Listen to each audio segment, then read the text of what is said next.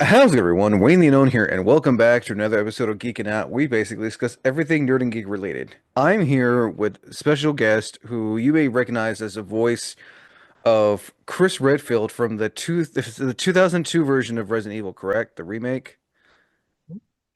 That is correct, sir. There are only three STARS members left now. Captain Wesker, Jill, and myself. We don't know where Barry is. Is everyone all right? Barry? Where's Barry? And you also have done other stuff. Not only has he done voice acting, but he's also worked on films such as Tarzan and I believe Chicken Little, was it? From Tarzan to Tangled. If you saw anything in those years, chances are you saw a lot of my work. Really? Well, we'll definitely be talking about that. So real quick, what made you get into this line of work, both the voice acting and working on visual effects for film? Mostly desperation and mental defects. Just completely ignoring the fact that it's one of the hardest things that you can possibly do in life. Uh, but but seriously, I've just always been ever since I was a little kid. I was kind of the performer kid.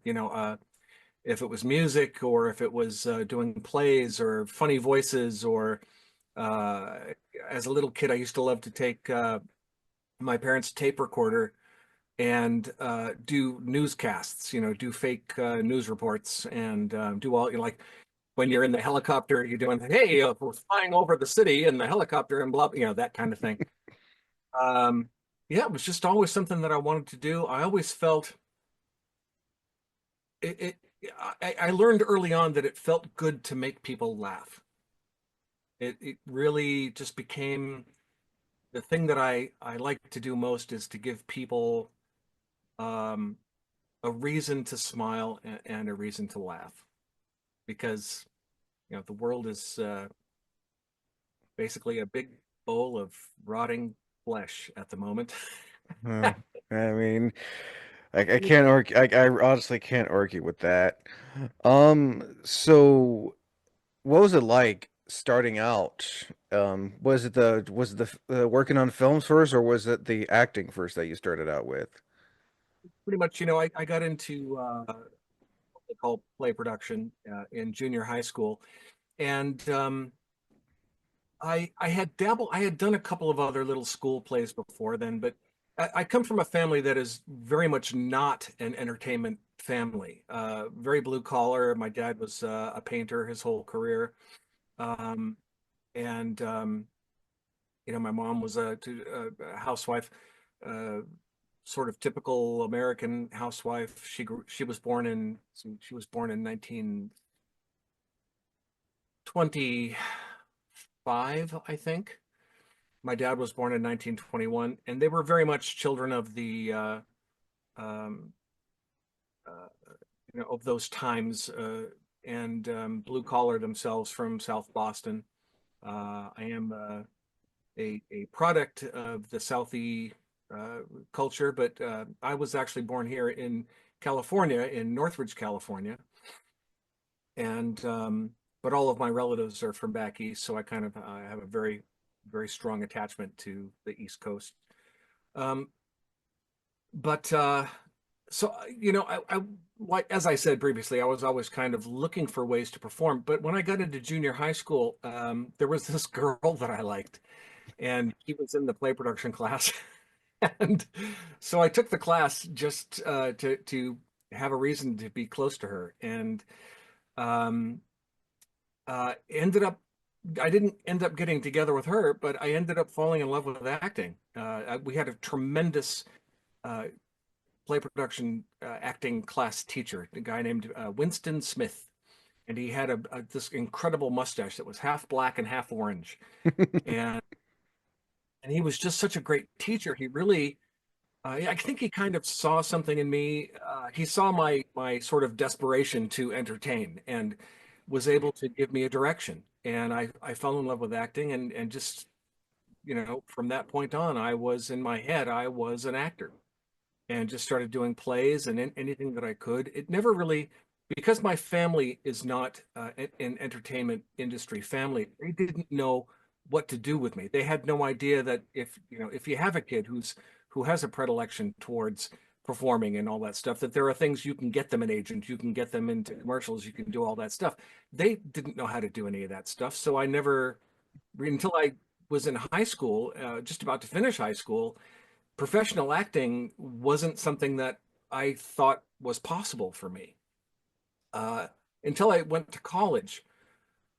I went to Cal State Northridge in the theater department, and that was kind of really where I got turned on to the professional world and started going on professional auditions and doing some stuff back then.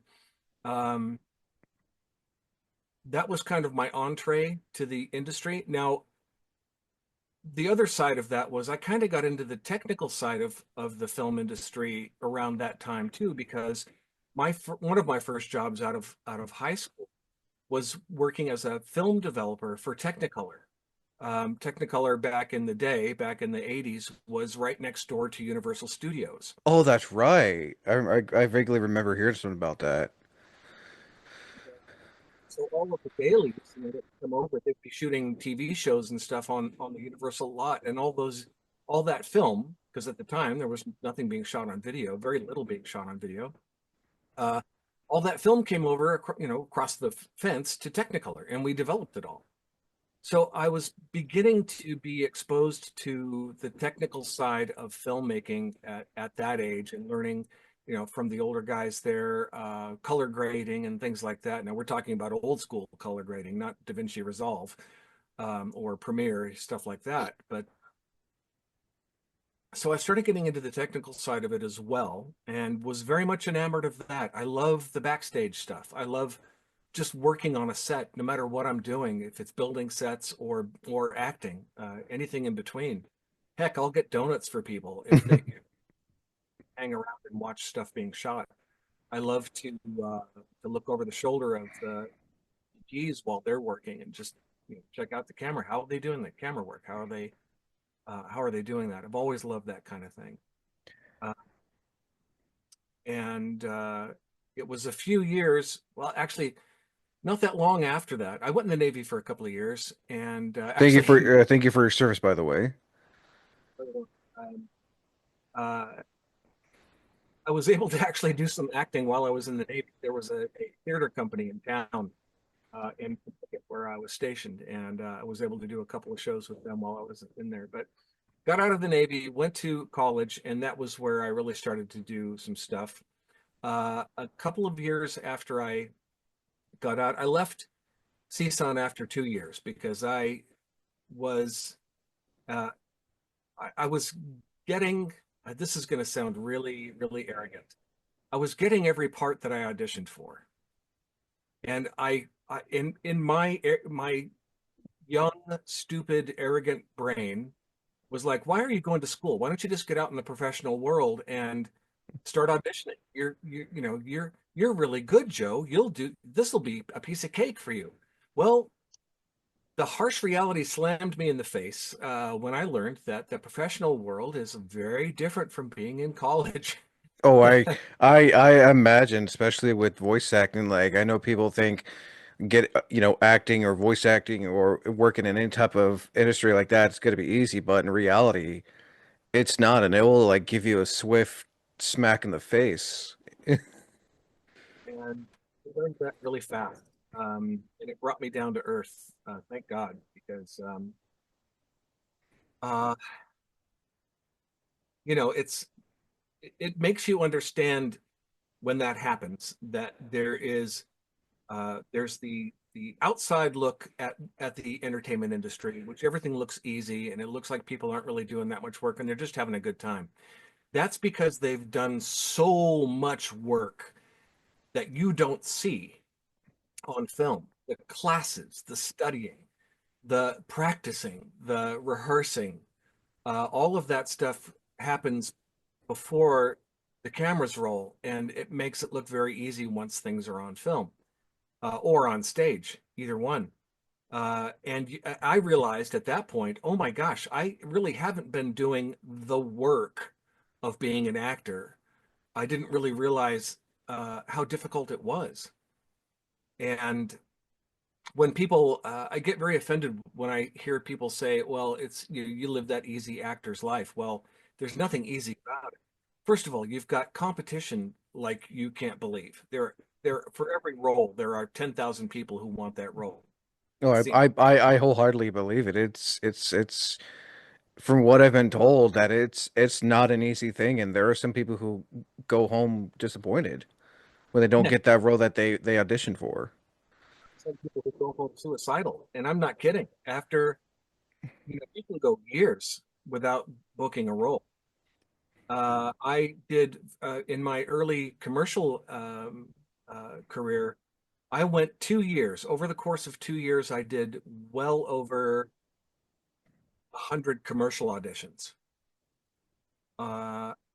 and I always went to producers. Now, what that means is when you go to an audition, there's the first call, which they'll have 10 or 20 or 50 actors will be at that call. They'll whittle that down to a few people, maybe 5 or 10 people, and then those people be asked to come back and audition again. And sometimes there's two, three, four, five recalls for that to narrow down for the producers to decide who they want. And then the last audition before being cast is called producers. Now, I don't know if that's still the same because I haven't auditioned for a on-camera commercial in over 10 years. So things may be different now. In fact, I'm sure they are because most auditions now are self-tapes. You tape yourself from home and send it in.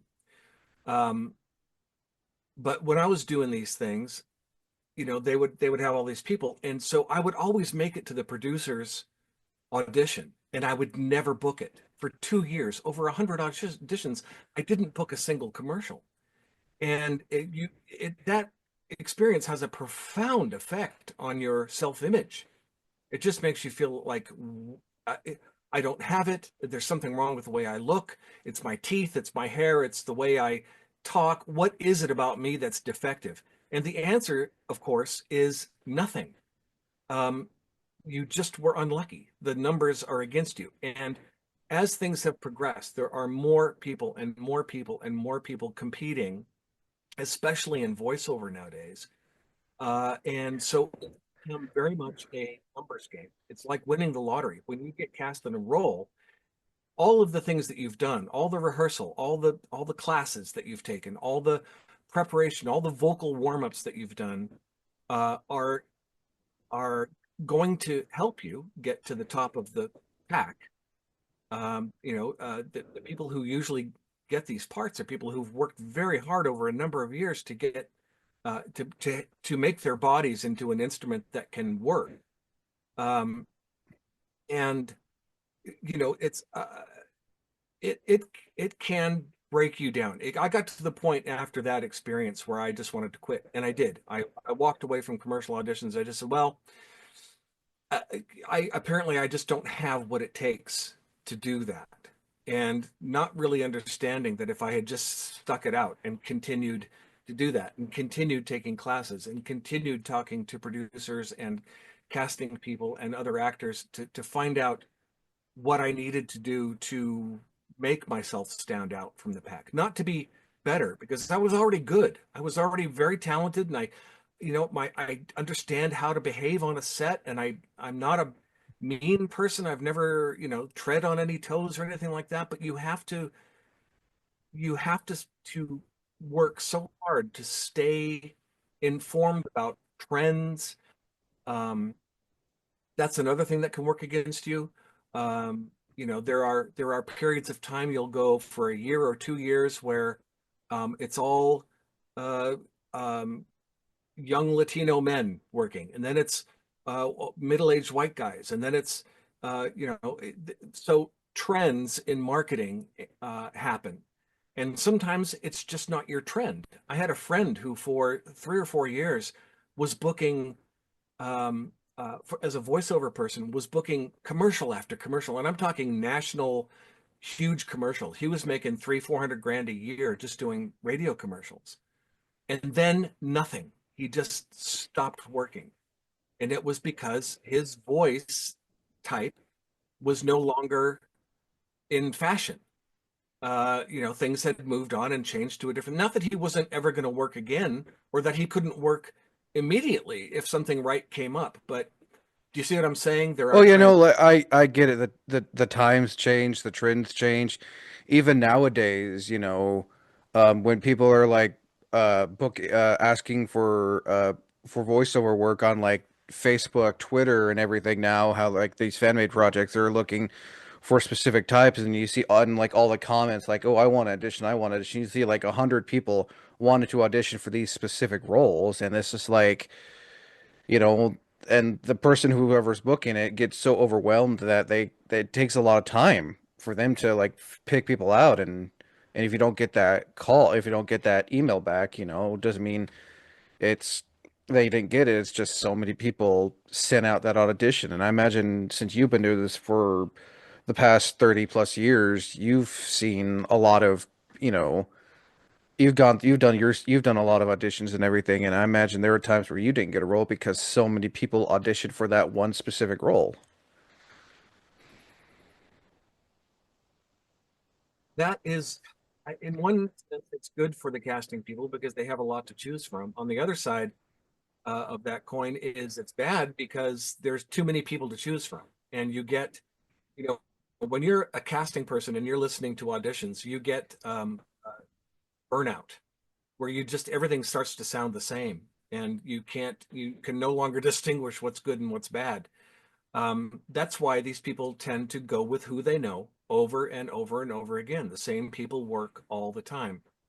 Uh, it's like loop grouping in LA, doing ADR, which is automatic dialogue replacement, which is where you're going in to replace a line of dialogue in a film. So they'll put the film up on a big screen and they have a little timing beeper, and you say the line along with the actor and you're trying to match their lips and all that stuff to replace that line.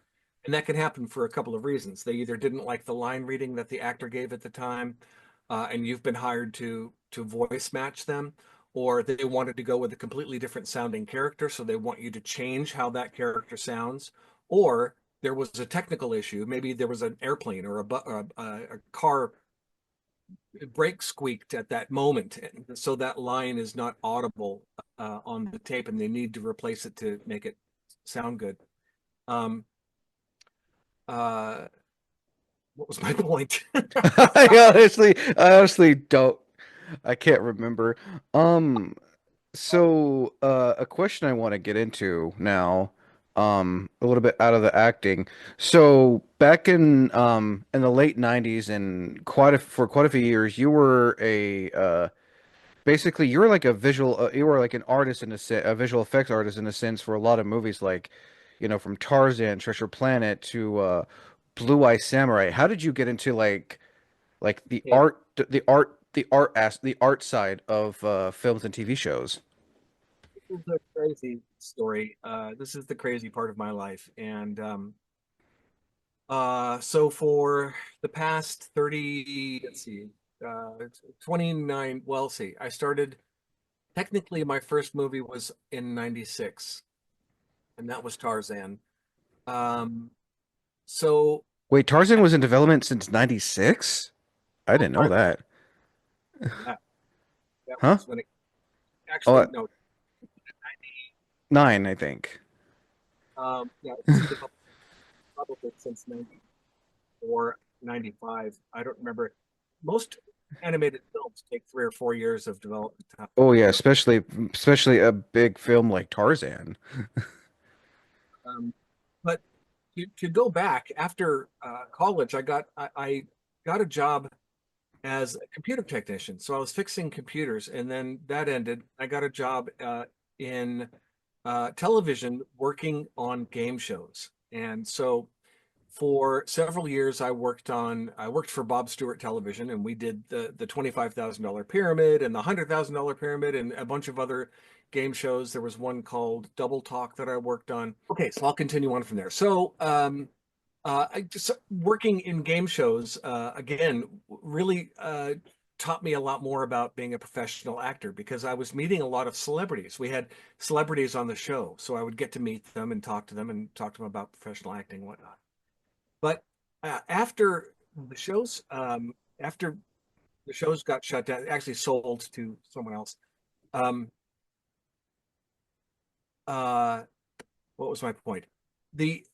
I started working as a paralegal for a law firm and did that for a few years, and was kind of getting out of performing. I was still doing improv at the time, but I really wasn't auditioning for voiceover or on camera stuff. Um, but then I got that the law firm I was working for shut down, so I got a temp job at Disney. Actually, it was called Buena Vista Home Video. I'm familiar with Buena Vista. And that was distribution for Disney. So I was doing that. I was working as a clerk, and one day, my friend's girlfriend, who was working at Disney Animation at the time, called me up and she said, "Hey, we're looking for a production assistant for Hercules. Would you like to come over and do this gig?" And I said, "Of course." Like, my God, working at Disney. I'm a total Disney kid. I was in Southern California, so every summer we went to Disneyland, and that was all things Disney. I just loved all the movies, and um, uh, so I took that job and I went over to feature animation, and it was as magical as I can possibly describe it. Just being with all the artists and working directly with the directors, John Musker and Ron Clements on Hercules. Um, I worked in the editorial department, so we did a lot of um, things like pinning storyboards, which is taking individual pictures and pinning them to cork boards, hundreds and hundreds of these things, so that they can work out their story beats. And also recording. We would do the recording sessions for the film all the way through the development period, which is where they use something called Scratch dialogue. Now, Scratch is replaceable recording audio that is done by people from around the building. So artists, technicians, anybody in the building who had a knack for acting could come down to the recording studio and do the voice of one of the characters that they were working on.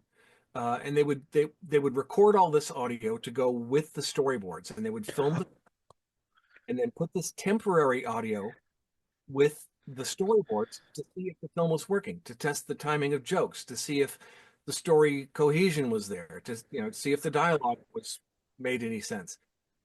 And then they would replace that scratch audio with the actors who would come in to do the real parts. So the scratch was generally just tossed out. Now, if you were lucky and you got a little tiny, like if you did the scratch audio for some ancillary character that really wasn't, a main character at all, and it worked, they would just keep it in the film and they'd pay you instead of giving it to some other actor. So I really had a knack for, I had never done voiceover before, but I really had a knack for it. And the way I got started was one day while we were doing Hercules, they needed some scratch for Bobcat Goldthwait. Now, I don't know if you know who Bobcat Goldthwait is. Mm-mm. He's a comedian and an actor, and he had his character at the time was this kind of crazy sounding guy. Oh, okay, from Police Academy. Okay. He was voicing one of the little demons. I think Pain or Panic, one of them, yeah. One of them. Yeah, I forget which one now, but nobody else wanted to try it. So I was like, well, heck, I'll try it. It may not be great, but I'll at least do it. And I got in the booth and I started doing this thing and had a knack for it and started doing scratch for everything. I got called in 3-4 times a week to go down to the recording studio and do scratch audio for all different characters. And that's kind of that's not kind of, that's exactly what started my voiceover career. In one day while I was doing scratch for something, one of the directors said, "Joe, you're really good at this. You should have a voiceover agent. I'm going to make a phone call And he called this friend of his who used to work at Disney Character Voices, who was now an agent at Abrams Artists, which I think is closed down now. Um, and he called him up and said, "Hey, I've got this guy. Would you take a look at him?" And so I picked up, and that's how I started doing professional voiceover auditions. Was through that happening. And then voiceover really became my focus. I was like, you know what? I don't even want to try on camera acting anymore. I stopped going on commercial auditions and TV auditions. I did a couple of TV shows. I was on the Drew Carey show once, and I was on General Hospital for a couple of episodes, things like that. But voiceover became my favorite thing to do. So I put together a demo reel and just started getting more and more work. And the the way that I got Resident Evil, which was really my first kind of, other than the Disney films, my first video game was Resident Evil, and I got that on accident because my wife was the office manager at a company called Sound Deluxe, was the sound design company in Hollywood that was right across from the Grauman's Chinese Theater. Um, and that was the company that did all the sound and voiceover recording for Resident Evil. And I went to see my wife for lunch one day, and the casting person, Carol Rougier, fine voice actress in her own right, was there that day. And she said, "Hey, Joe, you've just started doing voiceover, right?" And I said, "Yeah." And she said, "Well, we're casting for this video game. It's called Resident Evil." And I had no idea what it was because I wasn't a gamer at the time. And there wasn't, what other Resident Evil games had come out before then? Two? Yeah, there was like the first one, two, Nemesis, and I want to say Code Veronica before that too, I believe. The first versions of those games. Yeah. Three, but the original versions. So I wasn't aware of it. So I jumped in the booth and they said, "Well, we're really trying to voice match the original actor, whose name was Ramsey Scott McCullough. He unfortunately passed away from cancer, and they were trying to replace this with someone who had the same sort of vocal vibe as he did." And she said, "What we really want you to do is jump in the booth and see if you can voice match this previous actor." And I had the same sort of tenor, the same, vibration as this guy's voice. And so they said, "Yeah, that sounds really good. We'd like to, you know, use you for this game. We'd like you to try and voice match what he did and bring that to this new version of the game, the remake of the game that we're doing." So I got that. And then short ways into doing the recordings for that, they said, "You know what? Stop voice matching him. We like what you're doing better. Just kind of go with your natural takes, and you'll be sort of the new voice of Chris Redfield, blah, blah, blah." And I think we did 4 days of recording sessions, 4 hour sessions to get all the dialogue, and then one extra day of action sounds. So running, being, hit sounds, doing all that stuff. Usually do that on the last day of a voiceover session, just to save your voice. Right.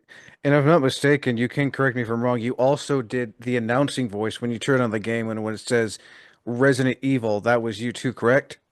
Resident Evil. And I'm also naked in that game. Oh, that's right, Richard. Yeah, Richard Aiken. He's either will get killed by the giant snake, Yawn, or one of the sharks, depending on who you're playing as. Exactly. Yeah, I describe Richard as Chris Redfield with a hernia. This whole place is a killing zone. There are monsters. What did this to you? A big snake. And it had to be poisonous. I actually remember was watching a review on Resident Evil, and it showed one of the a podcast you did, and that's like the exact. It's like, uh, I can kind of picture because he's injured, so he has to sound all All right, we got about 7 minutes left of this part because there's more I'm going to want to ask you. So this is definitely going to be probably a bit over an hour long. Um, so I also noticed you voiced in another video game called you were voice of Mr. Krabs and Mermaid Man for the SpongeBob SquarePants Battle for Bikini Bottom. How'd you go about working for Nickelodeon with that game? Ooh, you had me worried there for a bit, boy. Worried for me money, of course. Here, take this as your reward. It's actually THQ. Oh, THQ, yeah, THQ Nordic or just THQ? THQ, I believe. Okay. There's Well, that was an audition that I got through my agent, and I went in and they were looking for a voice match for Clancy Brown, which I very famously have apologized several times that I wasn't Clancy Brown for a lot of people's taste. But I booked the gig, and it wasn't just for that game. I did 4 SpongeBob video games. Oh, that's yeah, I'm looking. So yeah, the SpongeBob SquarePants employee of the that one. Uh, what was the other one? Oh yeah, the 40 attraction one. Yeah, quite a. And then you came back again for the 2020 remastered version of Battle for Bikini Bottom. It looks like. They just reused my Oh, voice. just re. Okay, gotcha. They improved the quality. One more voice acting question. So you also voiced in it was a Resident Evil short from Resident Evil. You were the voice of the Keeper, the Keeper's Diary, a Biohazard story. Well, Charles, I think what was his name? Something he was the original actor for the '98 Resident Evil. You just basically voiced over his character. Not on purpose, just to. And I don't actually have a credit in the film. Uh It as an Easter egg. We did it just so that you know when people found out, they'd be like, "Oh my God, that's the voice of Chris Redfield with the actor for Chris Redfield." Just thought it would be a. But those guys were amazing. I know I was able to meet all of the original, not all of the original actors, they're not all available. But the actor for Wesker, Eric Pirius, the actor for Barry Burton, whose name is Greg Smith, wonderful, wonderful guys. And who else did I meet? Those 3 guys, and I feel like I'm missing someone. I have a horrible memory. It's all good. I mean, you've been doing this for a long time, and from all the people I've talked to over the years, it's not. I know it's not always easy to remember so many roles you've done. And plus, I'm old. Sure, it's hard to remember the names of the people that you were. Uh, but so I did meet those guys, and it's kind of crazy because Charlie, of course, is the original Chris Redfield live action, and then Ramsey Scott McCullough was the original voice of Chris Redfield because Charlie doesn't do the voice in the original game. Charlie just did the on-camera stuff, and then they had Ramsey do the voiceover. So we thought since Charlie's character was dubbed over in the original game, we thought it would be funny to do it again with him with the voice. And I think it worked out pretty well. It's I was able to do the ADR for, and it was the same process. I just watched Charlie's performance and voice matched his lines to his lip movements, and it came out pretty good. I think it matches pretty well. Nice. So back to what it's like working for art stuff. I've noticed that you've worked on, and we may have to pause this here after and continue again right after this. You were a mind telling me what is a Previs artist? Because it says you were a Previs artist for the Netflix show Blue Eye Samurai. What is I've never heard of that word before. So previous, oh, I didn't really tell you my whole Disney story. Yeah. When I worked on Hercules, and when that gig was over, I was laid off. So I think it was about 6 months I worked on Hercules. And during that time, I was meeting all of the artists and becoming friends with people in the building and learning how animation worked. And, because I wasn't an artist, I didn't go to art school. But I fell in love, absolutely fell in love with the process of making animated films.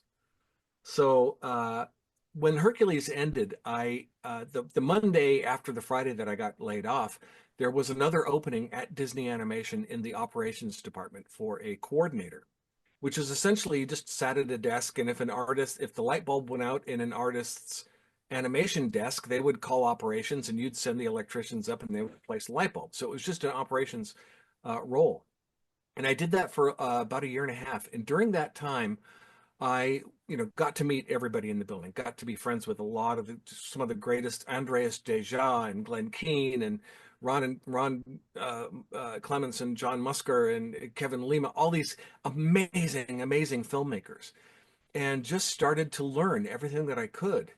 And one day I was walking around the building and I poked my head into one of the artist's offices, and he was making in a piece of software called Alias Power Animator. He was building the bell tower from Hunchback of Notre Dame.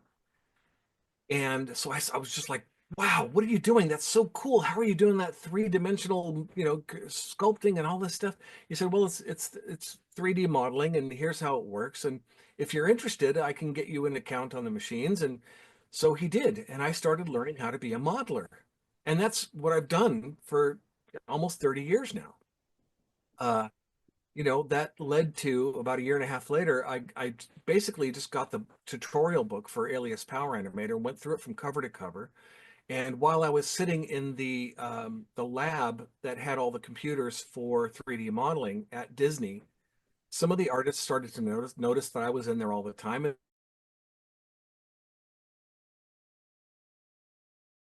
Sorry about that, everyone. I have the regular version of Zoom, so we have to do this. Is gonna be a two-part. This would be I have to add this on. So, as you were saying before we got kicked off because the time's up, you were the CG modeling and everything because you were like you saw the guy who was like working on the bell tower from Hunchback of Notre Dame, and he kind of got you started up and everything. And at that time, and then so I was working in the computer lab at Disney, and some of the artists started to notice that I was in there all the time learning how to be a modeler, and they kind of took me under their wings, plural.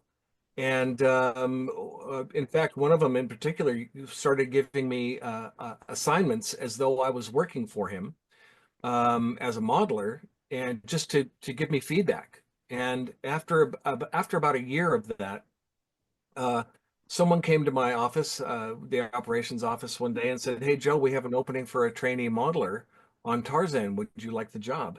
And of course, my head exploded and got brains everywhere. That was how I became a professional modeler, and did worked on every film from Tarzan to Tangled during that time, and a bunch of little TV shorts and things. And um, it became Disney Animation became my home. I still consider people who are still there my family. Um, it it was I was there in the building for 16 years, That's a and long time. absolutely the favorite part of my life, working there and working with those people, getting to sit back in a big theater and see what we created on all those films, Treasure Planet, Home on the Range, Meet the Robinsons, Chicken Little, Bolt, all the stuff that I worked on. Every film was a journey. Every film was filled with anywhere from 2 to 5 years worth of laughter and tears and sweat and everything you can imagine. It's just been the best career. I couldn't have asked for anything more. And the voiceover stuff, I've done some cool gigs. I haven't done nearly as much as people that you would consider the top of the game, the really big voiceover people. I haven't done nearly as much as they've done, but I've really enjoyed what I have done, and I'm still auditioning. And the thing that's nice is I'm turning 64 this year, and I'm going to retire from the animation industry because There unfortunately is a lot of ageism in animation. They really do want to hire people out of college who are willing to work for a lot less. And the sad thing is there's a lot of, and I'm going to say this wholeheartedly, there's a lot of companies and studios that, don't even want to hire artists anymore. They just rather have AI do it. And that you're turning a lot of artists away who are just graduating from these art schools who are wanting to work. And in the film industry, TV industry, video game industry, you name it. And so not only do you have the ageism, but you also have the AI that's just screwing everyone over too. Yeah, it's going to change everything, and not for the best. Um, yeah, that's a subject that is really difficult because the people who are creating AI really don't give a shit about anybody else's career or what it's going to do. They're doing it because it's inevitable. It's progress, it's advancement of technology, and you can't stop it. And they won't stop it because it's making them a shit ton of money. They really don't care that it's going to destroy careers because it's all done in the progress. I hate it. I really do. Oh no, as I always say, fuck AI.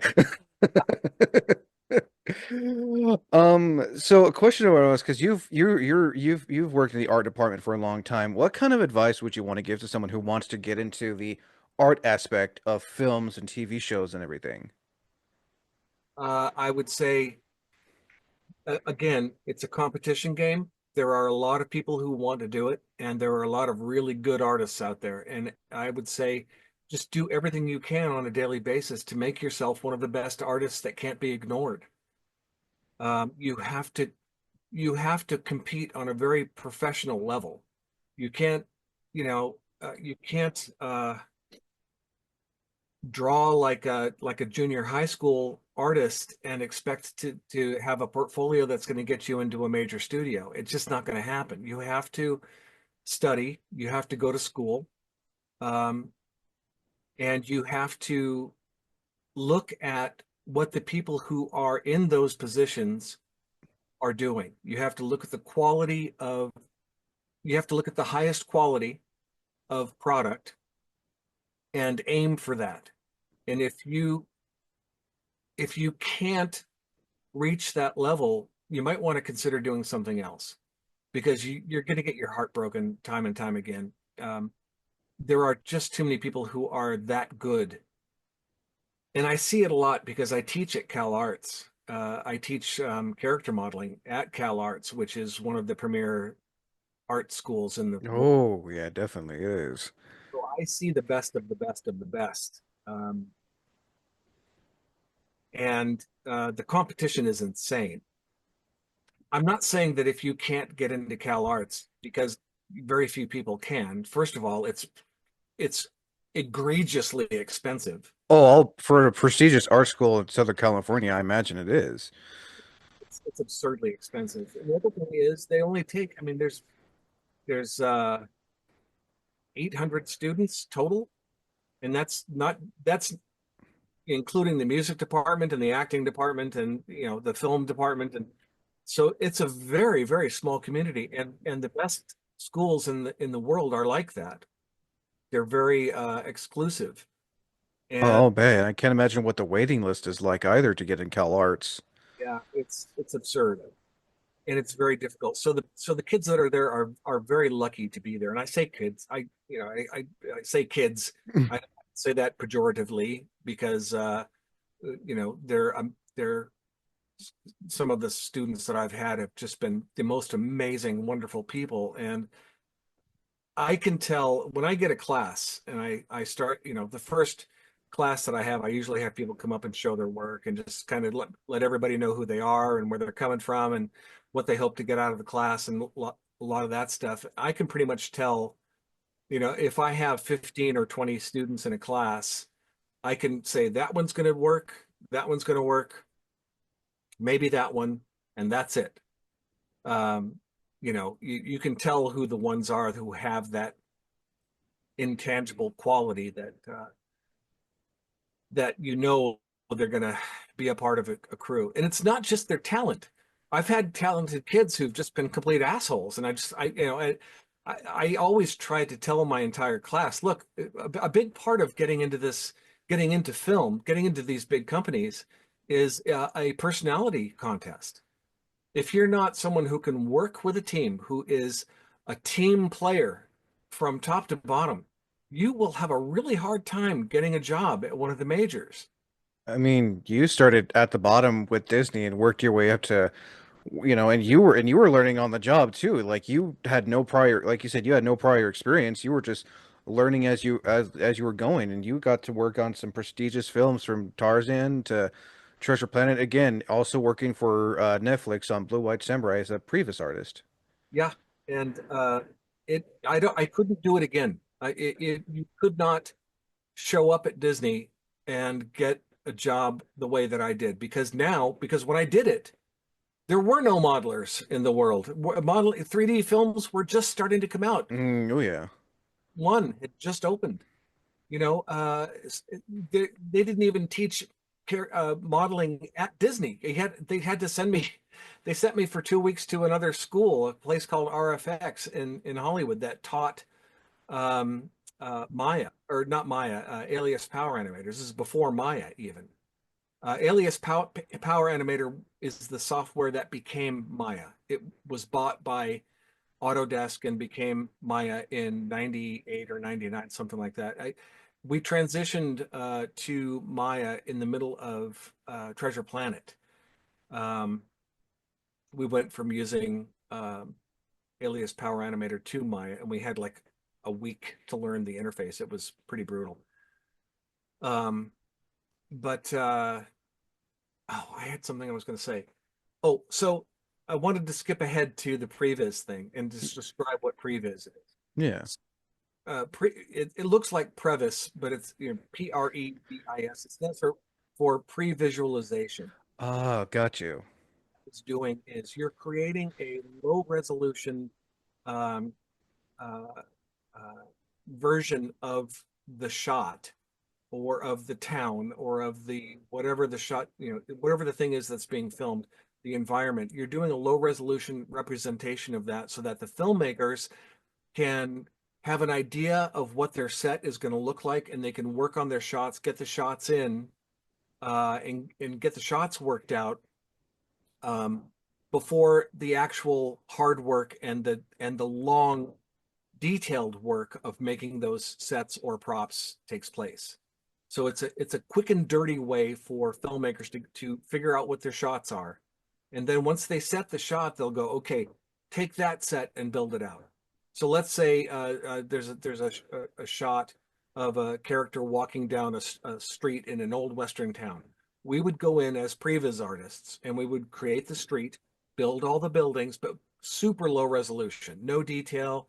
We would slap some temporary textures on there that kind of look like what it's going to look like, but not really.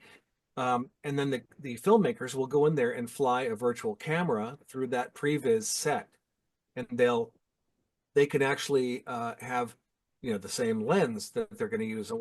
They can actually say, I'm going to be using an Arriflex whatever. I'm going to be using a 24 millimeter lens for this shot, and they can see exactly what their physical real shot is going to look like when they get on set. So you use previs not only for live action shots, but for digital as well. It's a little bit different of a process, but not much different. You're still building a quick and dirty low res 3D set for a 3D film. And they're still going to do the same thing with a virtual camera. They're going to fly it through that virtual set and get their shots locked. But then you take that low resolution thing and that goes to the real modeling team, and they do all the bells and whistles. They put all the details in. Gotcha. I remember seeing something like that. Now the way you're describing, I remember seeing something like that for behind the scenes of Monsters Inc. It's during the one scene where the monster has the sock on him. They're like doing like the storyboard, and then there's like the previous version where it's like there's not really a whole lot of movement, but you can tell what the scene is, and then just it slowly goes to the final product. Right, right. Exactly. Okay, that's pretty cool. Now we're done talking about the film, the industry you've been in. I looked on your Instagram, and you have a podcast called the Crimson Head Podcast, which if anyone is not doesn't know what Crimson Head is, it's a enemy that is in the Resident that was for the Resident Evil 2002 version. So what's the Crimson Head Podcast? I'm kind of curious about it now. Crimson Head Elder Podcast is a podcast that was started by a gentleman named Paul Freshwater in Bristol, England. And he started this podcast through his love of Resident Evil and all things survival horror. He started doing this podcast, and it's just grown and grown. And he called me out of the blue one day and just said, "Hey, Joe, this is Paul from England, and I have this podcast, and I'd love you to come on and be a guest." And so I did. And we've just kind of grown from there. We keep doing podcasts. We interview not just the voice actors, but the people who actually make video games. And we are very much a survival horror centric podcast. We just finished doing a series of podcasts on Silent Hill 2 when it came out. We've had the developers from Capcom come on and talk about their processes of developing the games. We've had all of the actors from Resident Evil from my game and several of the actors from the other Resident Evil games on to talk about their processes and their experiences with doing voiceover. And so that's what we do. We're continuing to do that. We've got one coming up with the the people who were involved with making Last of Us 2, Oh, so based on that. That'll be out. oh, that would be cool to see. A good friend of mine did the Foley for Last of Us 2. And so we have just anybody who's involved with the making of these games and the films, we have them come in to talk about their experiences. And it's been an incredible thing being involved with this podcast because it's allowed me to speak with so many artists and so many developers of the games, and it's always fascinating to hear what these people have to say. Everybody comes to this industry with for a different reason. Everybody comes to this industry uh, and has a different experience. Um, I like to say that if people come to Hollywood to become actors, and their path always varies. People come to Hollywood with an expectation, and where opportunities take them is usually in a different track. They'll say, "I came here to do this. I wanted to be a cameraman, but then I got into sets and props, and I became a studio drapery guy." You never know where the paths are going to take you when you get into this, Oh, and I believe it. go into. There's so many different things you can do in this industry. Um, so, it's and it's I've worked in a lot of different industries than the entertainment industry. I never feel as complete as I do when I'm working on a production. When I'm working on something that the end result is going to be either a play or a movie or a record or a video game, that's where I feel most comfortable, is working towards some kind of a performance and an end game product of a creative trail of something. That's what makes me happy, is doing that kind of work. Um, so if that's where you feel the most comfortable, if that's if that's the thing that makes you happy, then by all means pursue any career in a creative field. Some really good sound advice. It's I find that the people who are the most successful in Hollywood are the people who have no other choice but to be there, because in their brains there's just no other option. One of my best friends is a fairly famous guy, and he is, we like to say, he's not conceited, he's convinced. he's successful in the entertainment industry because he never had any doubt that he would be successful. And it's not, you can't tell yourself I'm going to be successful. It's a thing that you either believe or you don't. It's either a real belief or or it's a manufactured belief. And people who don't really believe it give themselves too many opportunities to not succeed. Oh, it's okay if I didn't get that one. I'm going to do this thing. And no, it's okay. I won't worry about. I'm not going to do that audition because no, you cannot ever not believe that you're going to make it in this industry. And that goes for not everything, not just acting. That's if you wanted to be a cameraman, you have to have the same belief. It's just the thing that you are, that you're going to be. There's no question to it. Is there luck involved? Yes. There's being in the right place at the right time. There's having an interview with an agent who had a great morning and is ready to give anybody a break. And then there's also the mornings when the casting person had lumps in their oatmeal and they're just like, fuck you to whoever walks through their door. They're not going to give anybody anything. There is kismet. There are moments when you will be in the right place at the right time, and there are moments when you'll be in the wrong place at the right time, or the wrong place, the right place at the wrong time. I get what you mean. The industry, the entertainment industry is no joke, and if you're really wanting to pursue that, pursue it, but just know that there are going to be some hurdles along the way. Because I imagine for anyone, from what I've been told by actors in general, there's always hurdles. Every couple of steps, there's a hurdle. It's the same thing. Let's say you want to be an astronaut. You just have to believe. I hate to be so Ted Lasso about it, even though that's a TV show. If you don't, and I'm not talking about saying you believe. It has to be something intrinsic to your soul. It's a belief that is unquestionable, that you're just going to go down that path. And of course, you might not make it, even if you have that belief. There might circumstances may conspire against you to keep you from doing it.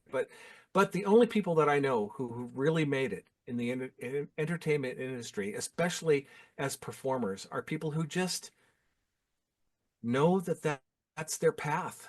That's their passion. They doing the work of being an actor, which is studying. There's a lot of alone time as an actor that you have to have the discipline to get into the book. And when you're learning a script, you have to have done the work to know how to break down a script and to look for moments in a script that inform your character, inform your choices. And if you don't go to school, if you don't take the classes, if you don't speak with other actors and learn what their processes are, you won't understand what the work is. And if you don't do the work, it shows. You will look unprepared. You will get to a set and you will be unprepared. When you're working with people like Matt Damon or Robert De Niro, these people when they get to the set, they're ready to go. They've done days and days, weeks and months worth of work to prepare for that film, to prepare for that character. This is not a game to them. This is not something that they would like to do. This is who they are as a person. You got to be that serious about it, or you won't make it. Certainly, you won't make it to the top.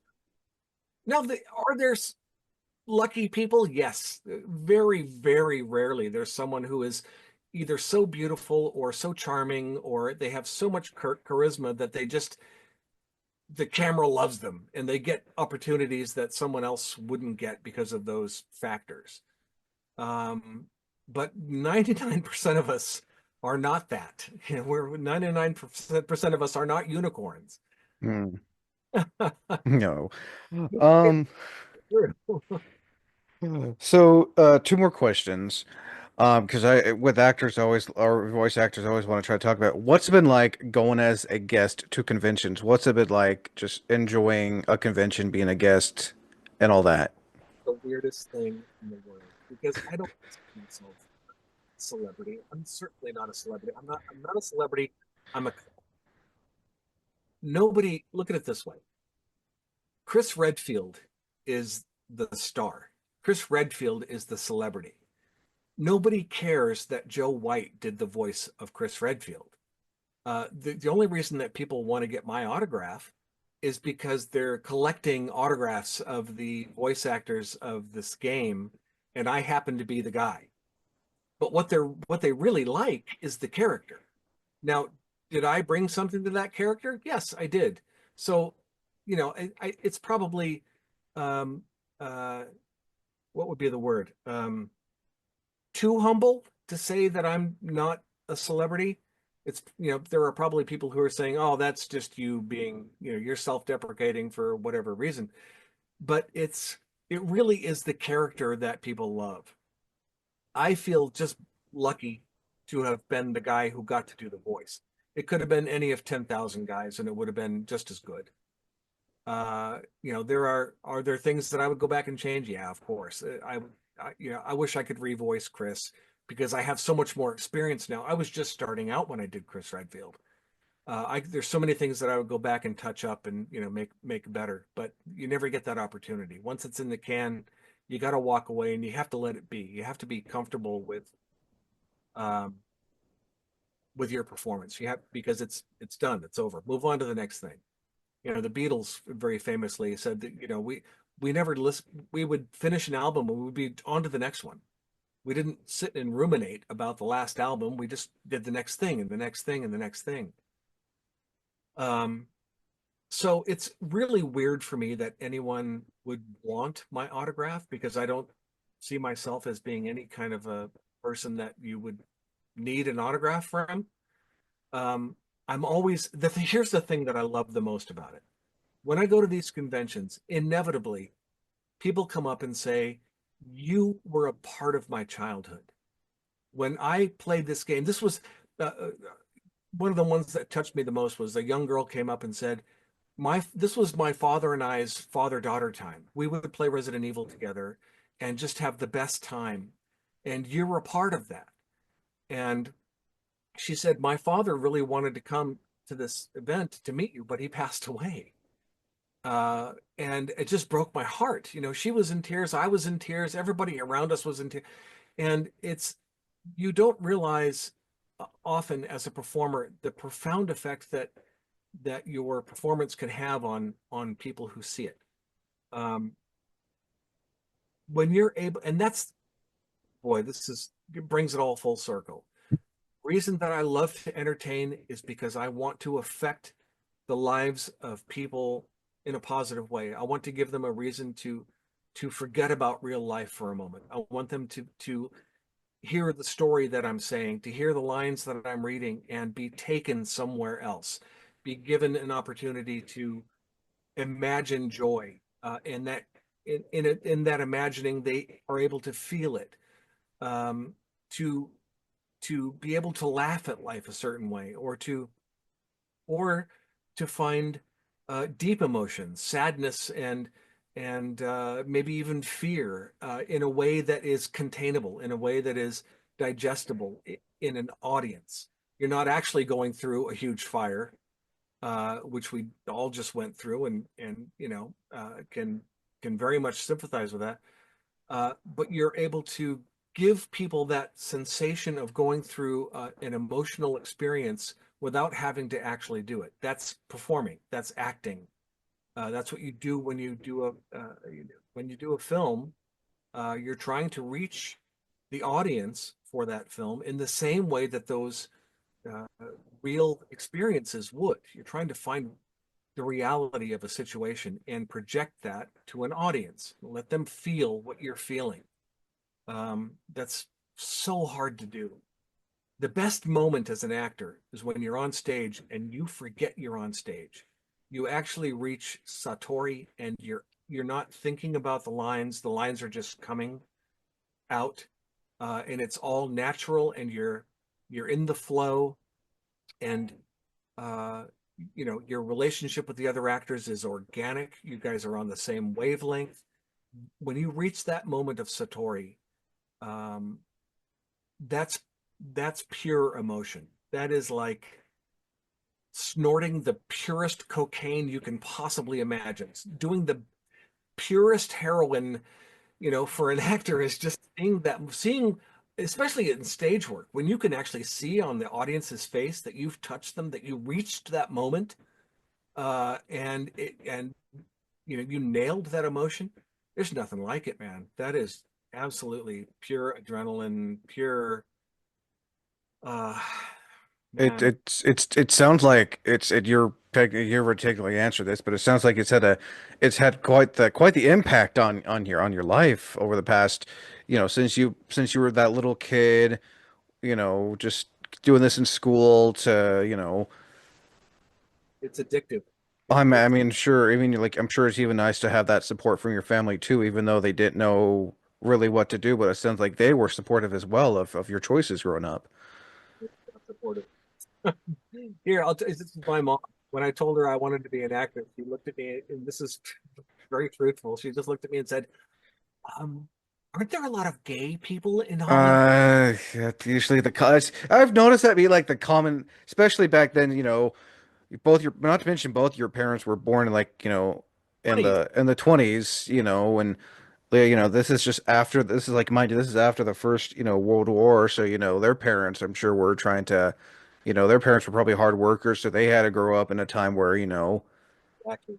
hard worker too. And you grew up at a time where it's like, They also didn't understand how that working in the entertainment industry is work.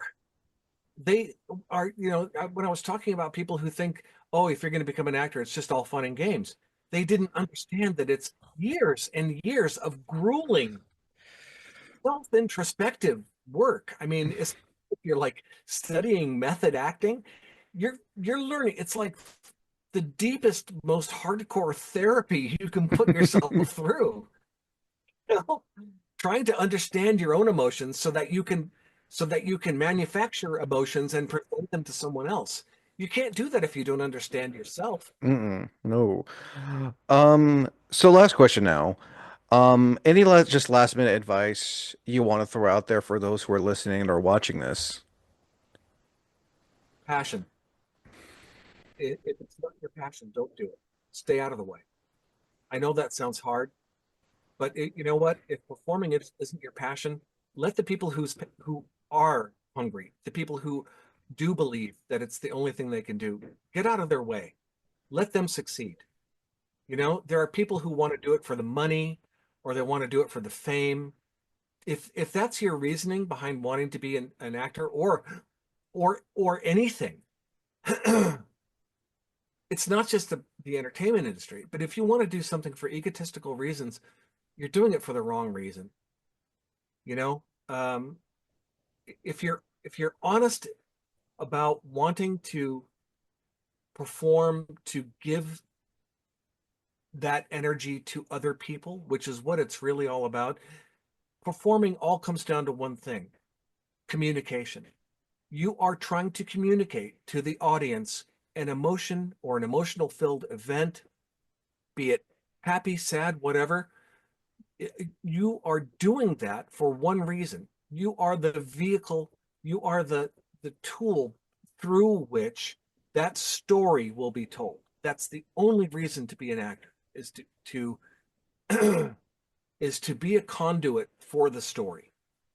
And if you don't love story, if you don't appreciate the the uh, the need of story to uh, uh, let me say it this way. I think one of the fundamental core uh, facets of being a human being is is story. It's how we it's how we grow and progress. We tell stories to each other. It's how we protect each other. We tell stories of there's danger over there. So I'm going to tell you the story about someone who got hurt doing that thing. So if I tell you this story, you'll understand that that's a dangerous thing that you shouldn't do. And that's how I think story evolved. I think it came from cavemen, basically communicating, and animals as well. But just throughout all of our evolution, story is how we continue on. It's the evolution of our experiences. Like this, for example, like this interview, for example, I'm letting people know who this person is.